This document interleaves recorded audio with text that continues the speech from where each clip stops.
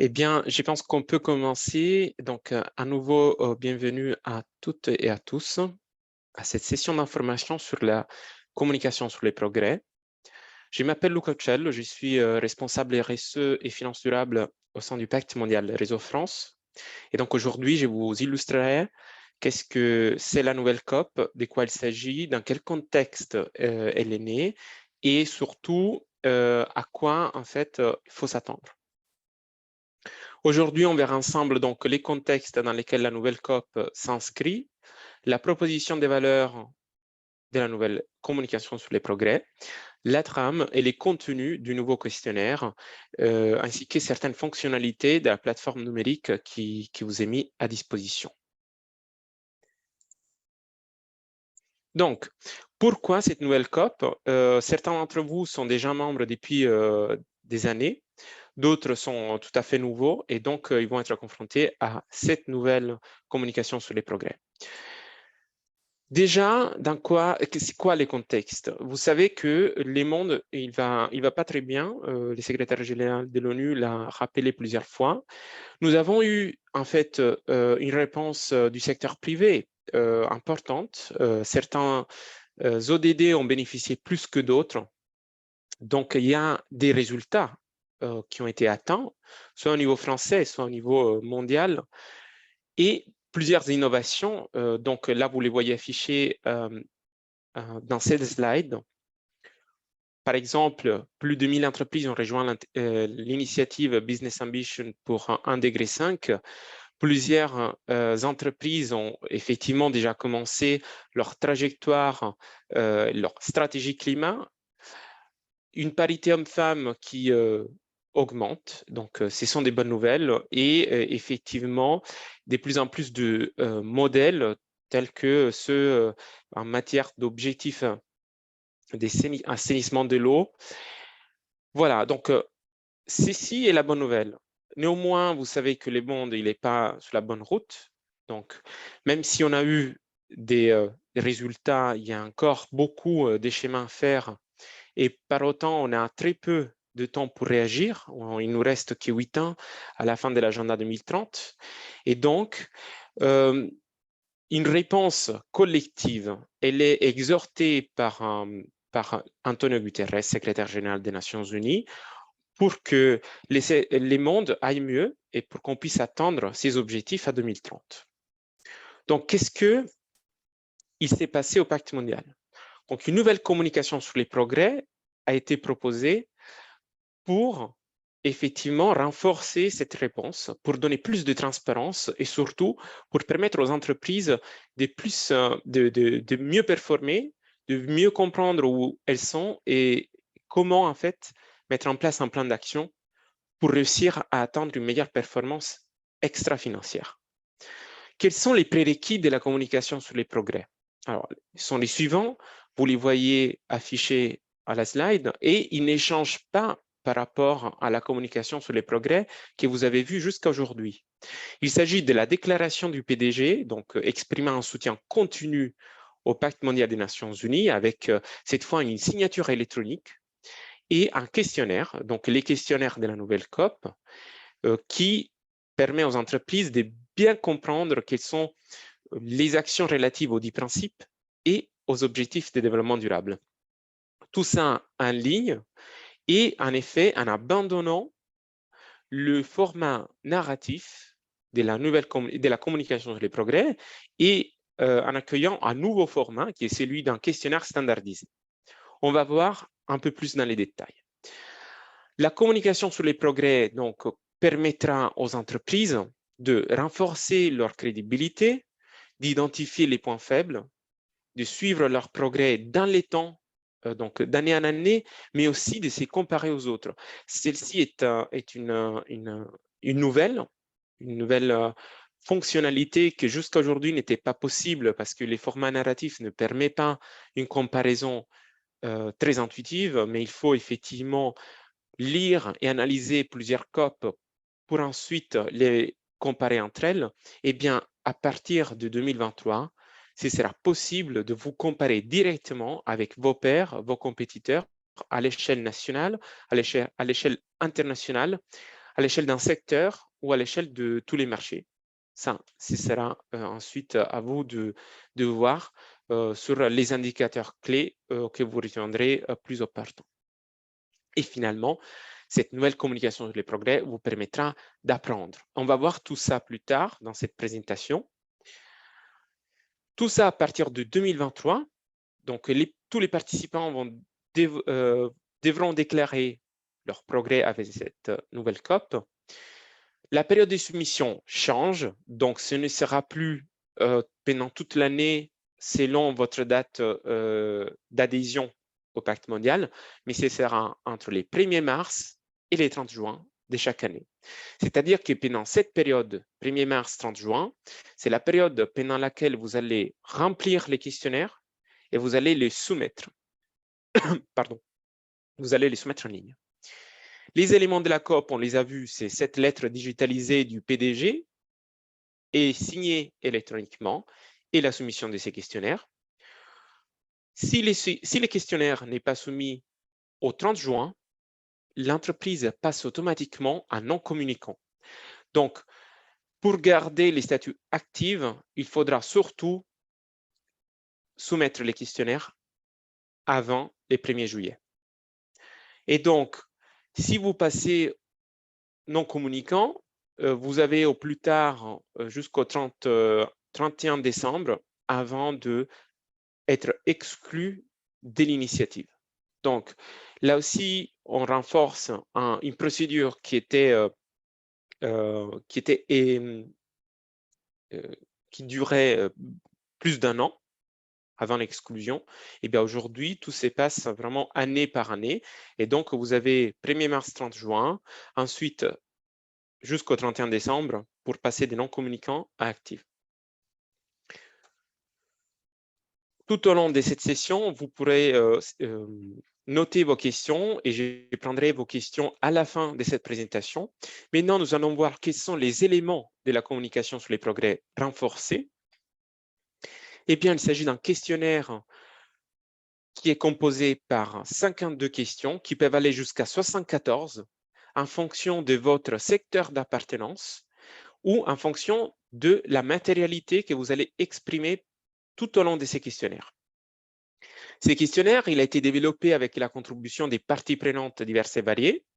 Tout au long 2019 et 2021, 2019 et 2020, il y a eu des consultations au niveau mondial où tous les secteurs ont été amenés à contribuer.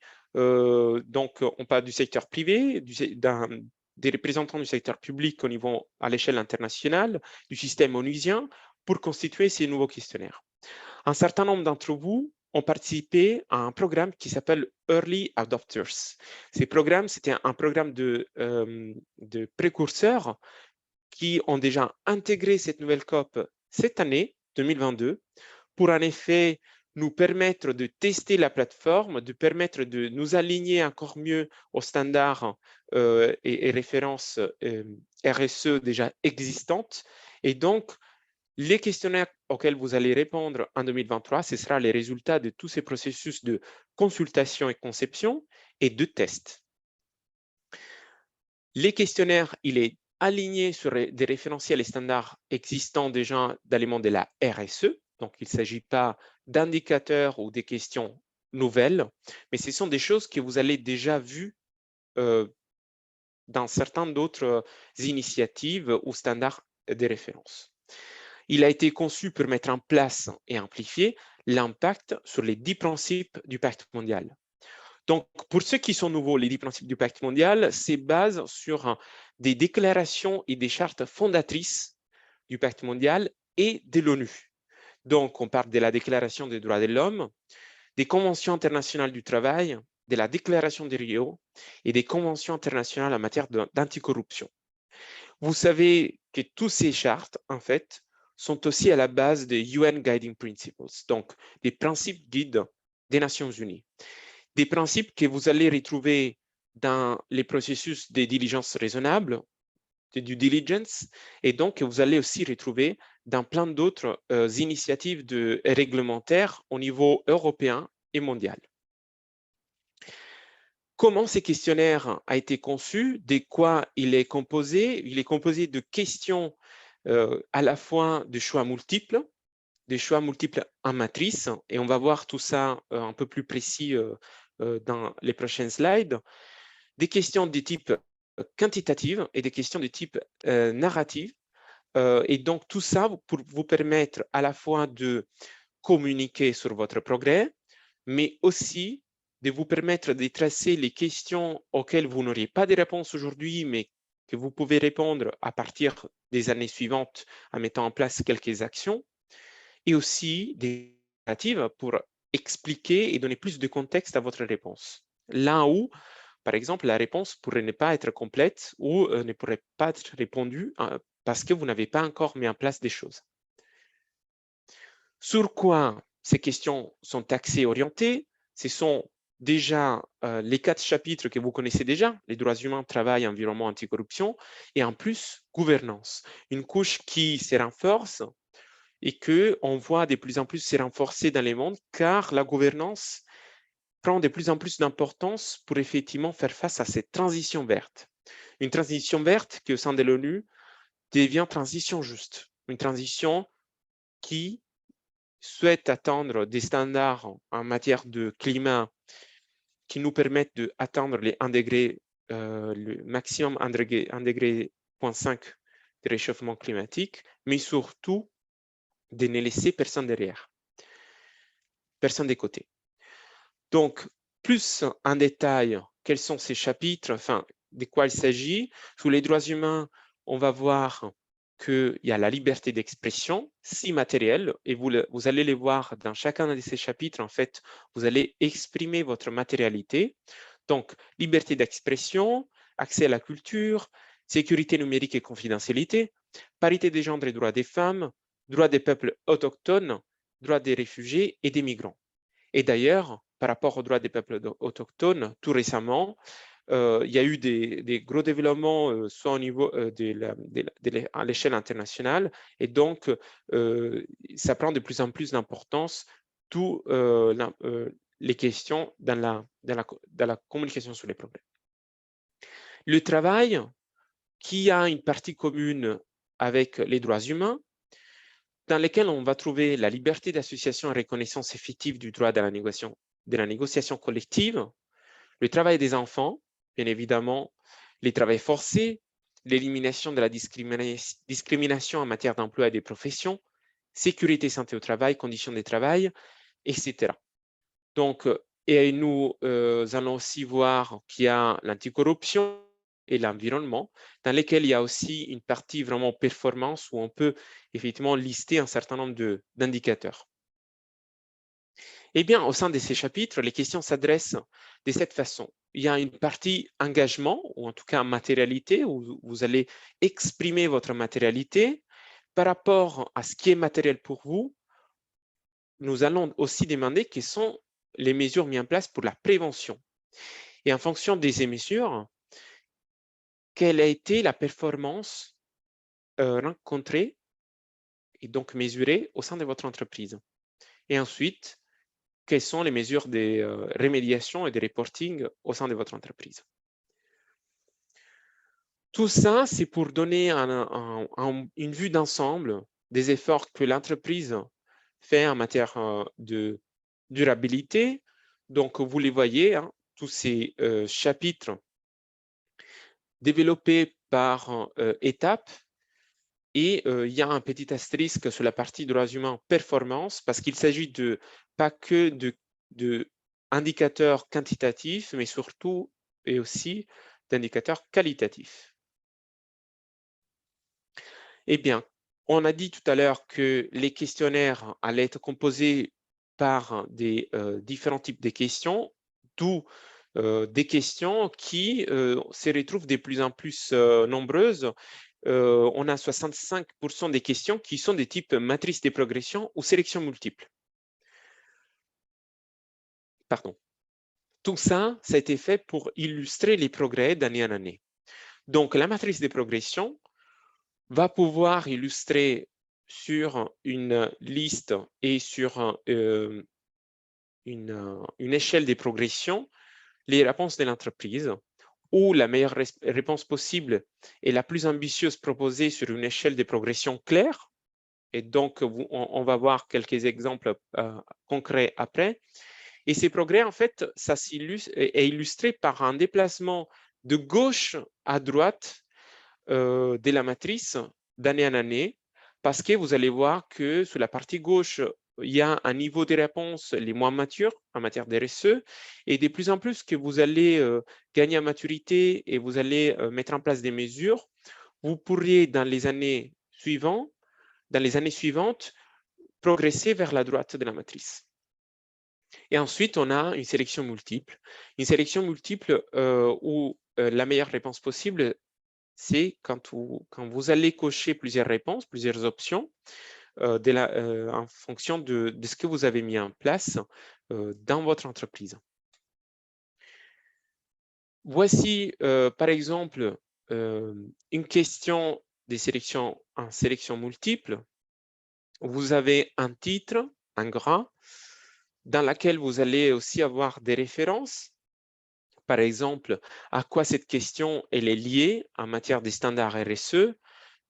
Ici, on voit que la question qui est sur les premiers chapitres, gouvernance, d'où l'acronyme G qui commence par G de gouvernance, est liée au standard GRI. Et donc, on vous dit précisément quels sont les standards auxquels cette question est liée. Ensuite, on a un sous-titre qui vous dit comment cette question va être répondue. Et ensuite, on a toute la liste d'options possibles. Et si, par exemple, aucune réponse ne s'applique à votre cas, vous pouvez toujours sélectionner aucune des réponses ci-dessus.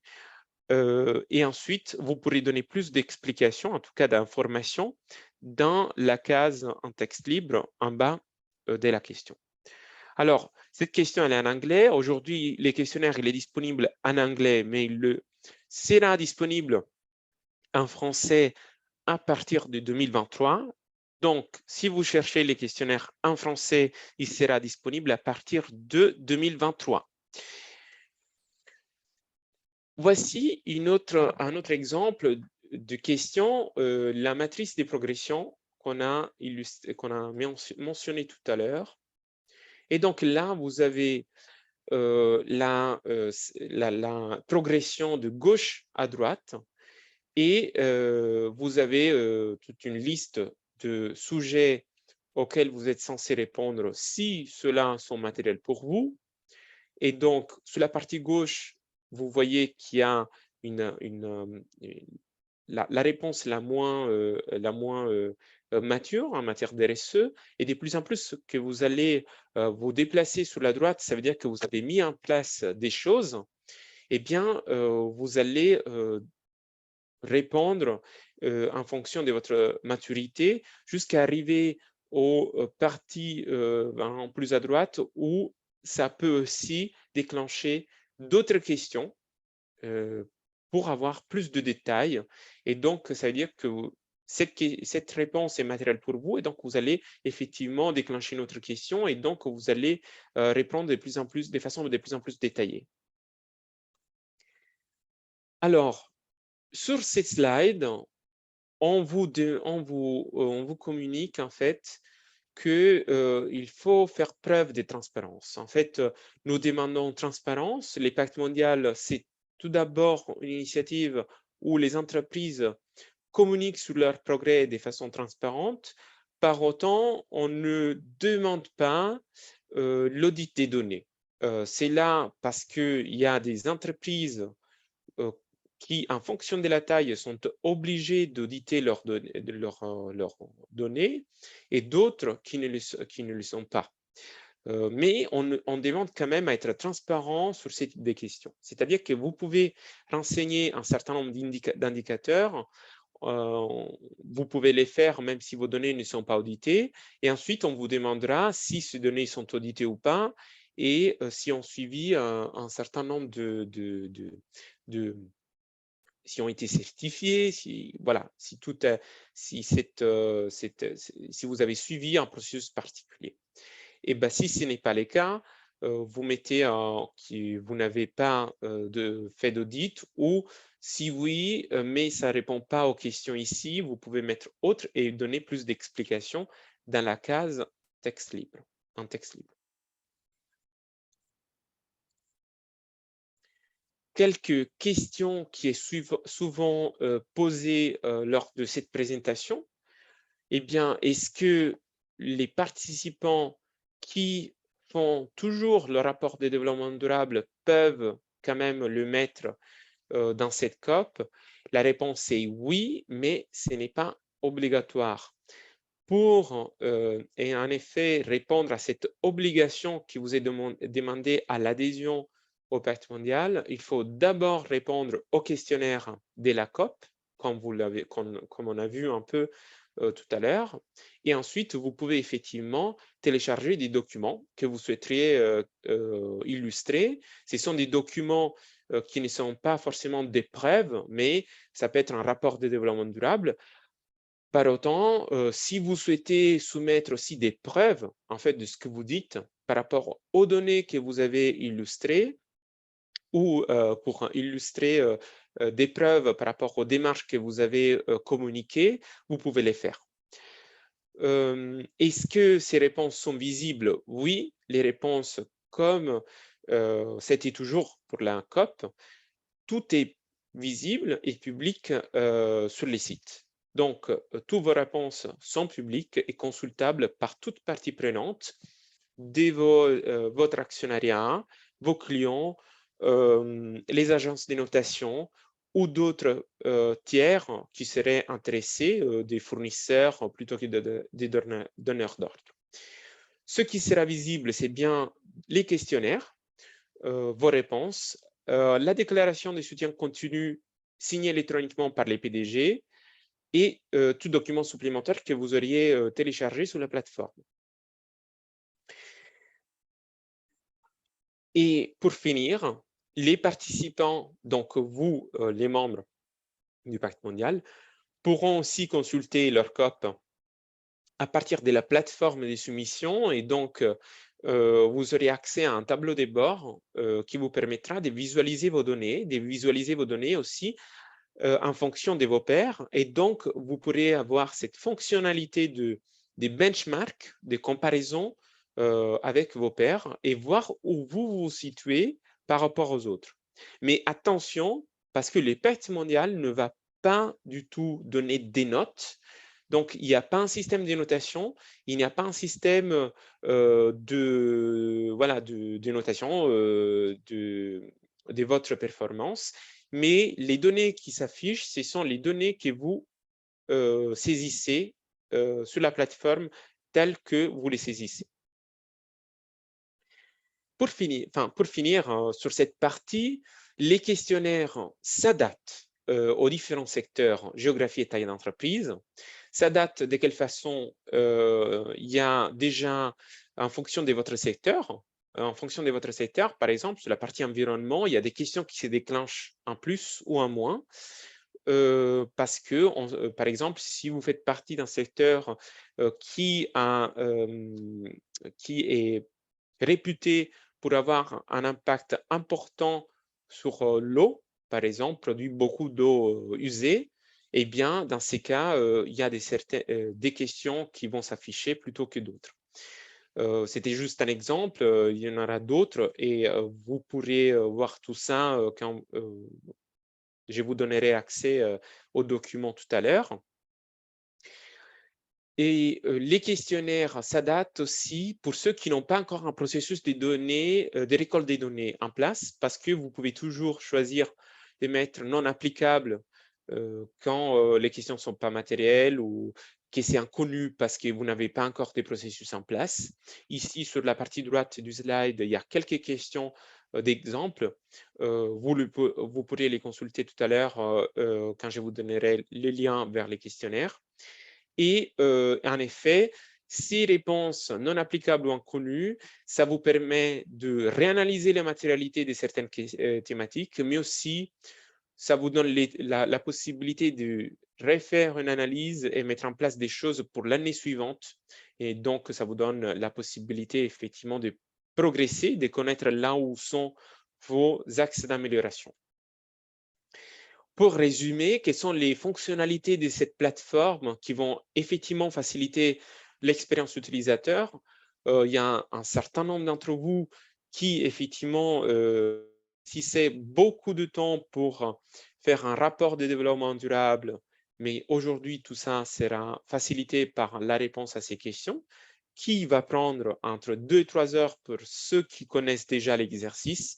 Pour ceux qui ne connaissent pas l'exercice, ils doivent mettre en place des processus de récolte des données en interne. Ça va prendre un peu plus de temps, 2 à 3 jours, mais dans les années d'après, l'exercice sera beaucoup plus facile et surtout la plateforme reprend les données de l'année d'avant et donc vous pouvez en effet les corriger et changer en fonction de votre progrès ou régression si jamais pour un sujet, une conjoncture économique, il y a eu des régressions. Et donc, la sélection de la langue sera bien possible et disponible dans les 6 langues officielles de l'ONU, dont les français.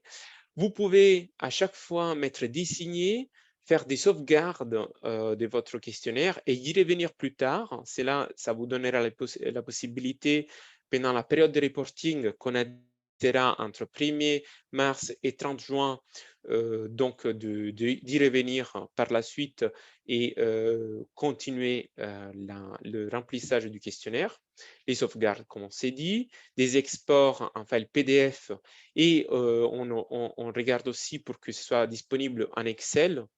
Vous avez toujours disponible un glossaire pour vous permettre de comprendre les termes, les mots, les définitions que vous ne connaissirez pas. Les normes associées, on a vu effectivement, à chaque fois, vous avez des explications et des conseils sur les calculs, s'il y a des indicateurs des performances qui vous sont demandés. Et puis, vous avez la correspondance avec les cibles des ODD et les 10 principes à chaque fois. On les verra de plus en plus détaillés après. Comment cette plateforme va se présenter? Vous voyez, c'est ça un peu cette voilà, c'est comment ça va être disponible, comment ça va vous présenter aux yeux de tous. Vous avez les questionnaires et la déclaration du PDG de l'entreprise qui va être signée en ligne. Et puis, vous allez aussi, vous regardez sur la partie haute, il y a la partie dashboard que nous regardons actuellement, et puis il y a une partie rapport qui est comme ça. Vous avez sur la partie haute les questionnaires, les documents en cours et tout ce qui a été publié s'affichera sur la partie basse de cette page qui vous sera accessible en 2023. Comment les questionnaires vont s'afficher? Eh bien, une fois que vous commencez les questionnaires, sous la partie gauche du slide, vous voyez, il y a les chapitres qu'on a mentionnés tout à l'heure. Et sur la partie droite, vous avez les questions qui s'affichent. Vous allez aussi voir notamment les titres, le sous-titre avec les standards RSE auxquels la question est liée. Ensuite, tout en bas de la question, vous avez des instructions. Donc, vous pourriez toujours consulter plus d'informations par rapport à la question, à quoi faire référence, quelles sont les définitions qui sont liées à cette question. Et vous pouvez en effet mettre un signet sur cette question. Là où vous voyez bookmark this question, veut dire que vous pouvez mettre un signet sur cette question et y revenir plus tard. Donc, normalement, si vous avez déroulé tous les questionnaires, mais vous avez laissé de côté 3 ou 4 questions, vous pourriez cocher ici en haut à droite à côté de soumission, donc submit. Vous pouvez cocher et les questions qui sont laissées en fait ouvertes, vous n'avez pas encore répondu, vous pouvez les revoir et en effet les compléter avant de soumettre les questionnaires en cliquant en haut à droite quand vous auriez terminé les questionnaires. La réponse à toutes ces questions est obligatoire. Si vous n'avez pas de réponse, effectivement, il y a toujours une option pour dire inconnu ou pas disponible, pas applicable. Les questionnaires de la nouvelle COP, on va voir un tout petit peu plus dans les détails de quoi il s'agit. La structure, elle est standardisée. Vous avez la répartition ici des questions par chapitre. Vous en avez par exemple 10 sur la gouvernance, 8 sur les droits humains. Vous en avez 13 sur le travail, 21 sur l'environnement. Mais attention, par exemple, comme on s'est dit tout à l'heure, l'environnement, les questions de 12 avant, par exemple, sont matérielles, enfin, en fonction de la matérialité du secteur. Et puis anticorruption, 8 questions. Et donc, à chaque fois, vous voyez, il y a des questions par chapitre, donc des questions sur la matérialité et engagement, sur la prévention, sur la performance et enfin sur la rémédiation et reporting. On s'est dit tout à l'heure que les questions sont aussi liées aux ODD. Eh bien, ici, vous avez la matrice qui fait la liaison avec chacun des ODD. Cette matrice, elle est aussi disponible dans l'un des documents auxquels vous aurez accès après cette présentation. Eh bien, pour chacun des ODD, les questions matérielles, voilà, elles sont affichées ici. Vous voyez qu'il y en a plusieurs. Il n'y en a pas sur les 17e, c'est normal parce qu'il s'agit surtout, l'objectif 17 est surtout au niveau d'initiatives des partenariats, au niveau de l'État, au niveau des organisations internationales. On s'est dit tout à l'heure que certains sujets au niveau de l'environnement sont matériels pour certaines entreprises et pas pour d'autres. Ici, un exemple. Vous voyez les sous-sujets sur la gauche. Donc, action climat, action pour le climat, utilisation des énergies et des ressources. C'est par exemple obligatoire pour tout secteur. Par contre, les autres sujets tels que l'eau, les forêts, biodiversité, utilisation des sols, la pollution de l'air et les déchets sont obligatoires que pour certains secteurs. Et ça, voilà, c'est en fonction de l'appartenance de votre entreprise à votre secteur. Là, il y a une information importante que je dois vous donner et c'est attention au secteur d'appartenance de votre entreprise. Regardez sur la page publique de votre entreprise sur les sites du Pacte mondial des Nations Unies si votre entreprise elle est affectée au bon secteur. Si ce n'est pas le cas, vous nous écrivez et nous allons tout faire pour changer votre secteur. Dans ces cas, je vous encourage à écrire à Madame Anne-Sophie Six, qui est notre Office Manager au Pacte mondial Réseau France, pour qu'on puisse corriger tout cela. Donc, allez regarder encore une fois sur la page du Pacte mondial des Nations Unies, donc unglobalcompact.org, si vous avez été affecté au bon secteur et si ce n'est pas le cas, vous nous écrivez par mail parce que sinon, vous serez mené à répondre à certaines questions qui ne sont pas matérielles pour votre entreprise. Prochaines étapes. Alors, prochaines étapes. Moi, je vous donnerai accès à cette présentation. Comme ça, vous aurez les liens vers les questionnaires que vous voyez ici dans le lien dans cette partie droite du slide et aux documents questions-réponses ainsi que du guide. Dans les guides, vous avez les définitions de certaines questions qui sont affichées voilà, sur les questionnaires et le guide auquel, enfin, la partie de la grille en fait pour attacher les questionnaires soit aux ODD et aux 10 principes. Maintenant, je vous donne la possibilité de poser des questions par la messagerie et entre-temps, pour avoir accès à cette présentation, je vous encourage à prendre en photo par votre téléphone de ce QR code, vous allez répondre à un petit questionnaire de 10 questions. Et à la fin de ces questionnaires, vous avez les liens vers cette présentation. Donc, pour avoir accès à cette présentation, répondez au questionnaire qui est ici. Vous pouvez y avoir accès par ce QR code. Vous pouvez y avoir accès grâce à ce QR code que vous pouvez scanneriser avec votre téléphone. Pour ceux qui ne sont pas pratiques, ça suffit d'accéder à la fonctionnalité caméra de votre téléphone.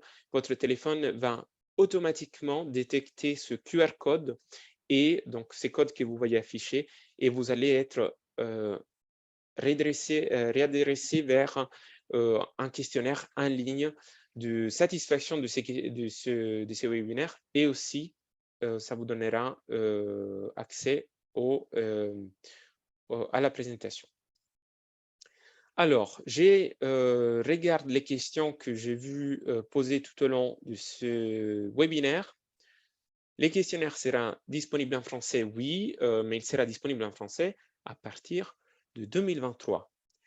Donc, à partir de 2023, vous aurez accès en français et aussi dans les 6 langues officielles de l'ONU.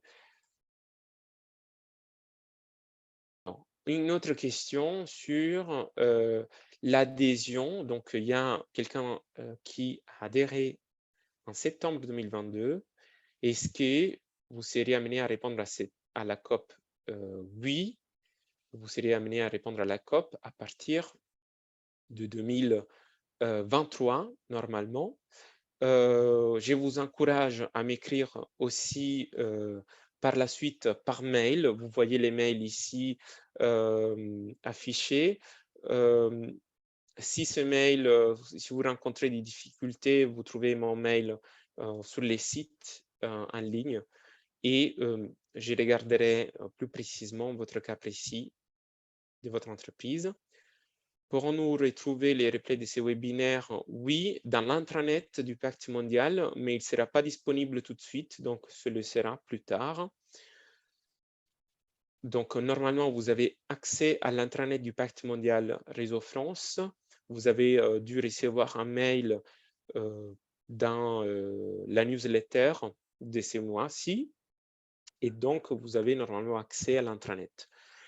Quel est le niveau de personnalisation par secteur et zone géographique?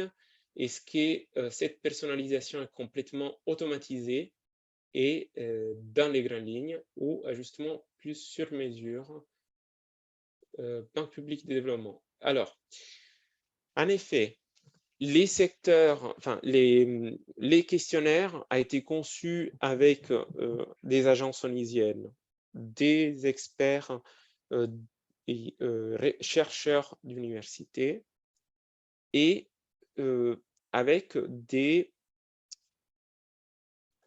organisations internationales qui sont expertes sur les thématiques, donc droits humains, travail, environnement, anticorruption. Et donc, par rapport à votre secteur d'appartenance, effectivement, une matérialité a été déjà détectée au préalable. Par rapport à la zone géographique, effectivement, il y a, vous verrez à chaque question, si votre question si la question n'est pas adaptable à votre entreprise, vous pouvez toujours répondre non applicable et expliquer dans la case à un texte libre pourquoi. Donc, c'est comme ça qu'à chaque fois, les questionnaires s'adaptent. Ils s'adaptent aussi si, par exemple, vous répondez positivement à une question et celle-ci va déclencher une question par la suite. Et donc, c'est comme ça aussi que les questionnaires voilà, est dynamique et va pouvoir s'adapter à votre entreprise. Maintenant, par rapport à la Banque publique de développement, effectivement, c'est très spécifique. On pourra regarder ça par la suite, peut-être, par mail. Vous pouvez m'écrire et on verra dans quelle mesure certaines questions ne seraient pas matérielles pour vous. Où on peut trouver la liste des secteurs d'activité pour voir si un autre secteur est plus adéquat. Je vous invite pour cette question-là à écrire à Anne-Sophie Six. L'email eh bien, anne-sophie.six@pactemondial.org, vous pouvez consulter notre site et dans la partie équipe, vous avez les emails de toute l'équipe. Donc, il s'agit il y a une liste effectivement du Pacte mondial et vous avez tous les secteurs affichés. Donc, n'hésitez pas à prendre contact avec nous après. Si vous n'avez pas la fonction QR code, alors tous les téléphones ont cette fonction. Donc depuis déjà probablement déjà 2010, cela est disponible. Si vraiment vous ne réussissez pas, vous m'écrivez par la suite, je vous enverrai les liens du questionnaire. Comme ça, tout cela est réglé. Une question sur être adhérent. Donc, vous êtes adhérent depuis décembre 2021. Est-ce que vous devez réaliser une COP d'ici décembre ou attendre la nouvelle en mars? Dans ce cas, en fait, il y a deux options. Soit vous postez, vous remplissez votre COP, mais non pour voilà, d'ici décembre 2022. Mais ensuite, vous serez tenu de répondre aussi l'année suivante. Sinon, la solution est que vous demandez un délai, donc une lettre de grâce. Cela vous permettra de répondre directement sous les nouveaux formats en 2022. La lettre de grâce, pour ceux qui ne sont pas pratiques, vous donne exceptionnellement un délai de réponse ultérieur de 3 mois et donc vous tomberez directement sous la nouvelle COP. Cela vous permettra effectivement de ne pas déclarer 2 fois avec un écart de 3 à 6 mois votre déclaration sur les progrès.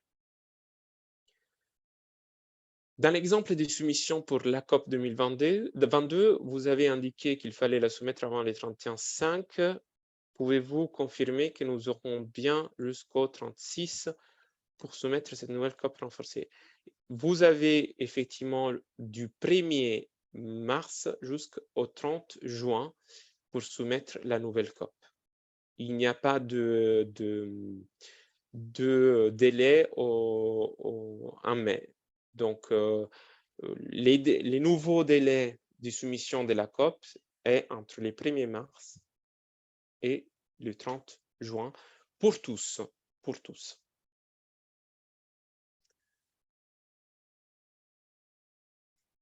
Alors, la période de reporting standard est février, mars, avril, et jusqu'au 30 avril, c'est bien ça. Non, la période de reporting est entre les 1er mars et les 30 juin. En effet, la période de reporting que vous illustrez là a changé parce que avant, donc j'ai dit bien avant pour ceux qui ont participé au programme Early Adopters, c'était entre février et avril, mais elle a changé. Donc, c'est entre les 1er mars, je répète, et le 30 juin. Toutes ces informations, elles sont disponibles en ligne. Donc, elles sont disponibles en ligne sur les sites du Pacte mondial au niveau monde, donc unglobalcompact.org, mais elle est aussi disponible en ligne sur l'intranet et sur les sites du Pacte mondial Réseau France. Pas d'autres questions affichées? Oui, une autre. Doit-on fournir une nouvelle lettre d'engagement du CEO digitalisée ou celle fournie lors de notre première signature suffit? Non. La réponse est non. Vous devez chaque année fournir une lettre de soutien continu chaque année, ce qui est différent de la lettre d'adhésion, des demandes d'adhésion du CEO qui a été fournie la première fois quand vous avez adhéré à l'initiative. Normalement, quand vous soumettez votre COP aujourd'hui, jusqu'à aujourd'hui, c'était de façon rédactionnelle, vous soumettiez votre rapport de développement durable. Eh bien, l'un des prérequis de la COP aujourd'hui, c'était d'émettre la déclaration de soutien continu au début du rapport de développement durable et ensuite toutes les actions qui ont été menées sur les 10 principes du pacte mondial, plus d'autres informations que vous reteniez opportunes. Eh bien, avec la nouvelle COP, tout ça se divise en 2 parties. Une première, c'est effectivement la lettre de soutien continu digitalisée, qui, attention, elle doit être signée par votre CEO. Parce qu'on on vous rappelle, le pacte mondial de l'ONU est une initiative qui est, comment dire, à laquelle c'est les plus hauts niveaux de direction de l'entreprise qui s'engagent, et donc votre CEO, et donc il aura accès à cette plateforme, donc il devra être, ça c'est plus technique, mais il devra être point de contact quand il devra signer, et pour ne pas recevoir toutes les communications, vous pourriez changer sur les dashboards, donc sur les tableaux de bord du pacte mondial, et lui enlever les statuts de point de contact pour éviter qu'il soit embêté par les emails d'information. Et c'est comme ça en fait qu'il va se passer. Donc il va comme ça avoir accès au questionnaire, pouvoir signer électroniquement. Si cela n'est pas possible, le CEO devra vous faire une lettre de délégation, de procuration, comme quoi vous avez été délégué par le CEO pour communiquer au nom de l'entreprise, l'engagement de l'entreprise, et ensuite vous pourrez aussi répondre au questionnaire. Si tout cela manque, vous ne pouvez pas soumettre votre COP. Alors pourquoi ça? Parce que, comme je vous ai dit, étant le pacte mondial une initiative volontaire à laquelle l'entreprise s'engage et que toutes ces communications sont publiques, si l'engagement de votre CEO n'est pas formalisé, l'engagement de votre entreprise ne l'est pas non plus. Et donc aussi, tout ce qui est la force de transparence et de communication auprès du grand public et des parties prenantes tombe. Donc, tout cela est important pour donner de la crédibilité à vos déclarations. Donc, c'est comme ça qu'il va se passer. Ça ne change pas par rapport au passé, parce que c'était toujours comme ça.